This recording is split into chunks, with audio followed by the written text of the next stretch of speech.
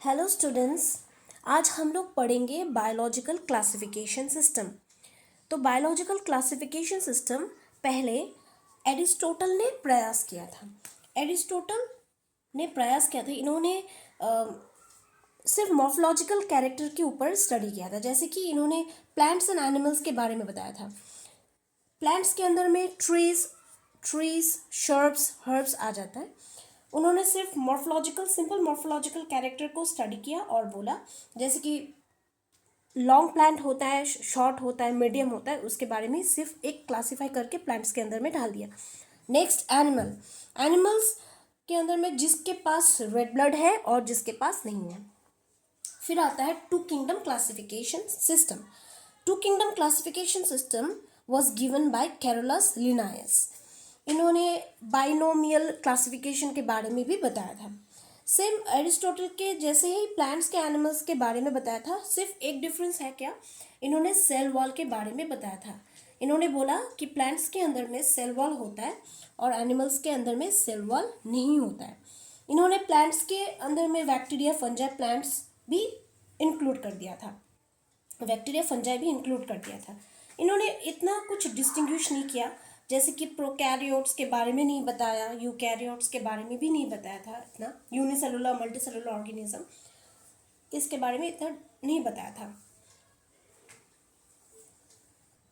तो प्रोकैरियोट और यूकैरियोटिक क्या है थोड़ा हम लोग जान लेते हैं। ये प्रोकैरियोटिक एंड यूकैरियोटिक सेल के बारे में डिटेल्स हम लोग नेक्स्ट क्लास में पढ़ेंगे। तो थोड़ा हम लोग जान लेते हैं प्रोकैरियोटिक सेल क्या है। प्रोकैरियोटिक सेल मतलब प्रिमिटिव सेल, पुराना सेल है। प्रोकैरियोटिक सेल प्रिमिटिव सेल के बारे में बताता है।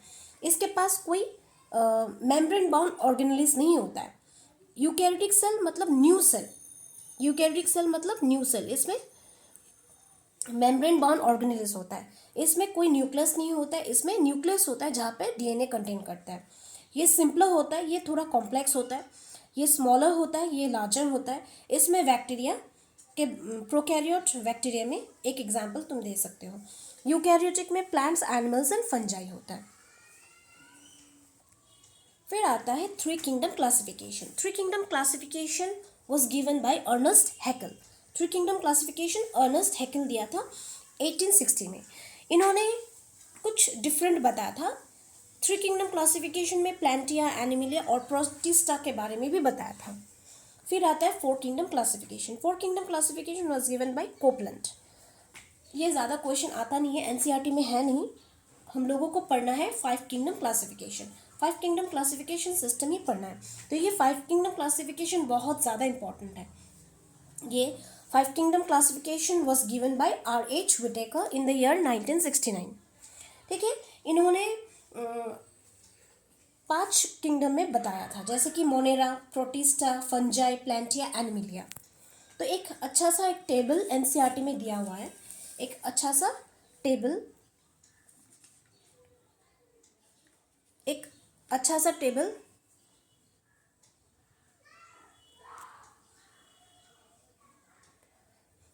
सा टेबल दिया हुआ है। आप लोग देख सकते हैं chapter number 2 biological classification system, page number 11। यहाँ पे हम लोग देख पाएंगे कि यहाँ पे देखो कैरेक्टर्स के बारे में बताया, जैसे कि Monera, Protista, fungi, Plantae, Animalia.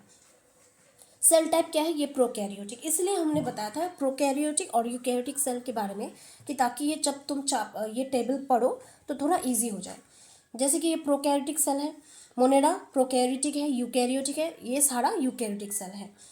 और इसका जो सेल वॉल है मोनेरा का जो सेल वॉल है, इसमें तुम देख पाओगे ये नॉन सेलुलोसिक होता है। इसमें पॉलीसेकेराइड और एमाइनो एसिड से बना हुआ होता है।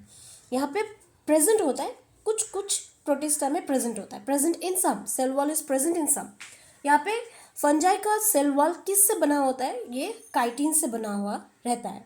तो पूछ भी सकता है, तो फंजाई का सेल वॉल किस से बना होता है, तो हम लोग बोलेंगे काइटिन। और प्लांटिया में सेलुलोज सबको पता है। एनिमल में कोई सेल वॉल नहीं होता है। फिर न्यूक्लियर मेम्ब्रेन एब्सेंट होता है, ये प्रेजेंट, ये सारा प्रेजेंट है। बॉडी ऑर्गेनाइजेशन सेलुलर होता है, ये भी सेलुलर, मल्टी सेलुलर और टिश्यू होता है, टिश्यू ऑर्गन होता है, organ system.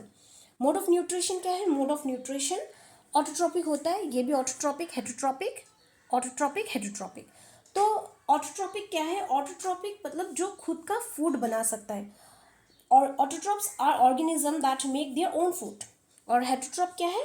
While heterotrophs are organism that consume other organism for food, किसी दूसरे के ऊपर डिपेंड होता है। हेटरोट्रॉपिक मतलब किसी दूसरे के ऊपर डिपेंड होता है, जैसे कि ऑटोट्रॉप खुद का खाना बनाता है और हेटरोट्रॉप दूसरे के ऊपर डिपेंड होता है। Saprophytic which decay on which feed on dead and decaying organic matter.